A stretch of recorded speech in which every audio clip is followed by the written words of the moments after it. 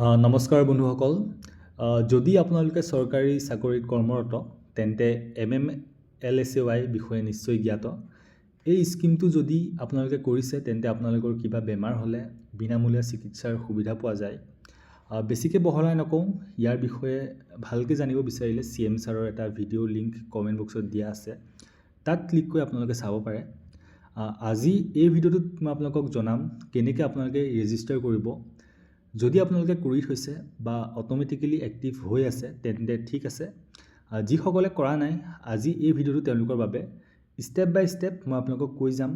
অতি সহজ আৰু নিজৰ মোবাইল ফোনতে কৰিব পাৰিব এপ্লাই। ব'লক ভিডিঅ'টো আৰম্ভ কৰিছোঁ।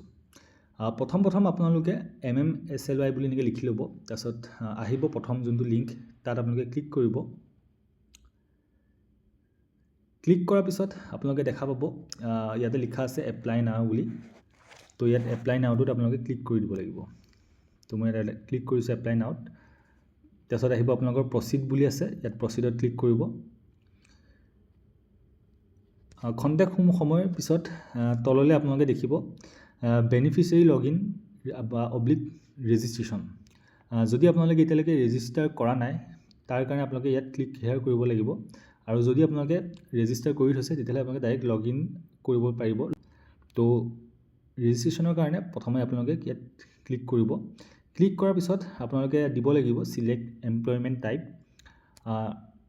তো চাওক, ইয়াত আপুনি যদি এমপ্লয়ী হয় বা পেঞ্চনাৰ হয়, এমপ্লয়ী যদি আপোনালোকে কণ্ট্ৰেকচুৱেল হয় তেতিয়াহ'লে সেইমতে আপোনালোকে চিলেক্ট কৰিব।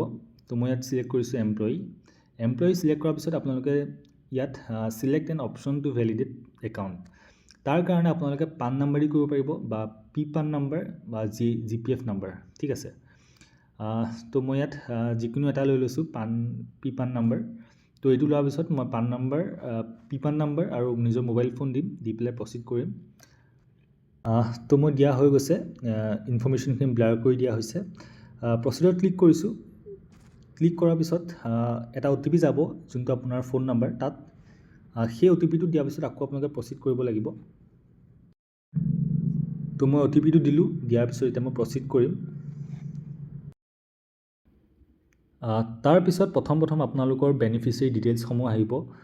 যদি আপোনালোকৰ NPSৰ কামখিনি কৰা হৈছে তেতিয়াহ'লে আপোনালোকৰ ডিটেইলছখিনি অট'মেটিকেলি ইয়াত আহি যাব, আপোনালোকে নতুনকৈ এড কৰিব নালাগে। কিন্তু দুই এটা ইনফৰ্মেশ্যন আপোনালোকে দিবলগীয়া হ'ব পাৰে, যেনে আপোনালোকৰ email ID, present address, permanent address.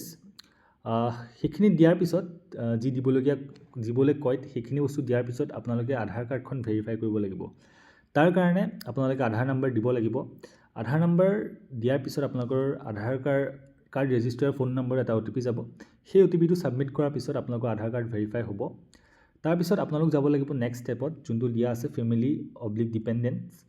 তো ইয়াত আপোনালোকৰ ফেমিলি ডিপেণ্ডেণ্ট যোন আছে সেইমতে আপোনালোকে ইয়াত ইনফৰ্মেশ্যনখিনি দিব।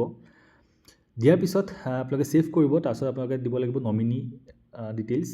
তো নমিনি দিব, নমিনিৰ লগত আপোনালোকৰ কি ৰিলেশ্যনশ্বিপ আছে সেইখিনি দিব। লগত আপোনালোকে আপলোড কৰিব লাগিব এটা ডকুমেণ্ট, নমিনিৰ লগত আপোনাৰ কি ৰিলেশ্যন আছে তাৰ এটা প্ৰুফ হিচাপে আপোনালোকে আপলোড কৰিব লাগিব। আৰু এটা কথা মন কৰিব, যি ডকুমেণ্টছ আপোনালোকে আপলোড কৰিব গোটেইখিনি আপোনালোকে PDF ফৰ্মেটত কৰিব লাগিব। কি ডকুমেণ্টছ লাগে ইয়াত দিয়া আছে, যেনে মোক নমিনি আপোনাৰ বেংক পাছবুকৰ প্ৰথম পাতটো আপোনালোকে আপলোড কৰিব লাগিব। তাৰপিছত নমিনি ID প্ৰুফ, আপোনালোকে Aadhaar card, nominee Aadhaar card, voter card, PAN card, কিবা এটা ID আপলোড কৰিব। তাৰপিছত নমিনি ৰিলেশ্যনশ্বিপ প্ৰুফ, যোনটো মই আগতে কৈছিলোঁ যে আপোনাৰ আৰু নমিনিৰ লগত কি ৰিলেশ্যনশ্বিপ আছে তাৰ এটা প্ৰুফ, যেনে আপোনালোকৰ আধাৰ কাৰ্ডো আপলোড কৰিব পাৰে, কাৰণ আধাৰ কাৰ্ডতো আপোনাৰ নমিনি, যদি আপোনালোকৰ নমিনি আপোনালোকৰ পেৰেণ্টছ হয় তেতিয়াহ'লে পেৰেণ্টছৰ নামত মানে আধাৰ কাৰ্ডত লিখা থাকে যে চন অফ, ডটাৰ অফ, তো সেইটো আপলোড কৰিলেও হ'ব আপোনালোকে। তাৰপিছত প্ৰাইমেৰী আধাৰ কাৰ্ডখন আপলোড কৰিব লাগিব। তাৰপিছত গভৰ্ণমেণ্ট ID আদাৰ দেন আধাৰ। তো আধাৰ বাহিৰে আপোনালোকে বেলেগ এখন গভৰ্ণমেণ্ট ID আপলোড কৰিব লাগিব, যেনে voter card, PAN card, passport যদি আছে বা লাইচেঞ্চ আপোনালোকে আপলোড কৰিব পাৰিব। তো তাৰপিছত আপোনালোকে আপলোড কৰিব লাগিব এমপ্লয়ী ইণ্ডিভিজুৱেল ফটো। তো আপোনালোকে এখন ফটো আপলোড কৰিব লাগিব। আৰু শেষত আপোনালোকে আপলোড কৰিব লাগিব এমপ্লয়মেণ্ট প্ৰুফ। যোনখিনিয়ে নতুনকৈ জইন কৰিছে আপোনালোকে এমপ্লয়মেণ্ট প্ৰুফ হিচাপে আপোনালোকে নিজৰ এপইণ্টমেণ্ট লেটাৰ, ঠিক আছে, সেইখন আপোনালোকে আপলোড কৰিব পাৰে। তো সেইখিনি বস্তু আপলোড কৰাৰ পিছত আপোনালোকে নিজৰ DDO ডিটেইলছখিনি চাব পাৰিব যে আপোনালোকে য'ত জইন কৰা আছে তাৰ DDO ডিটেইলছখিনি ঠিকে আছে নে নাই সেইখিনি চাব পাৰিব। আৰু তাৰপিছত আপোনালোকে যাব লাগিব ৰেজিষ্ট্ৰেশ্যন হিষ্ট্ৰীত, ঠিক আছে। তো DDO ডিটেইলছ চেক কৰাৰ পিছত আপোনালোকৰ এটা টাৰ্মছ এণ্ড কণ্ডিশ্যন আহিব তলত, ঠিক আছে। তো সেইখিনি আপোনালোকে এটা টিক কৰিব লাগিব আৰু টিক কৰাৰ পিছত আপোনালোকে ফাইনেল ছাবমিট কৰিব পাৰিব। ফাইনেল ছাবমিশ্যন হোৱাৰ পিছত আপোনালোকে চাব পাৰিব যে ৰেজিষ্ট্ৰেশ্যন হিষ্ট্ৰীত যে আপোনালোকৰ ভেৰিফাই হ'ল নে নাই। তো ইয়াত চাওক, প্ৰথম আপোনালোকৰ আধাৰ ভেলিডেটেড, তাৰপিছত ৰেজিষ্ট্ৰেশ্যন বাই বেনিফিচিয়াৰী, এপ্ৰুভেল পেণ্ডিং, এপ্ৰুভ বাই কিয়স্ক, ৰিকমেণ্ড টু এপ্ৰুভ বাই কিয়স্ক।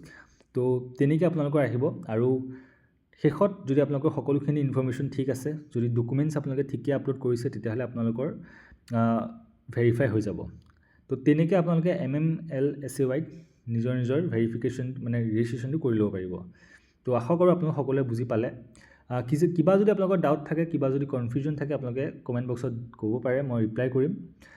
ভিডিঅ'টো আজিলৈ ইমানে আছিলে, ধন্যবাদ।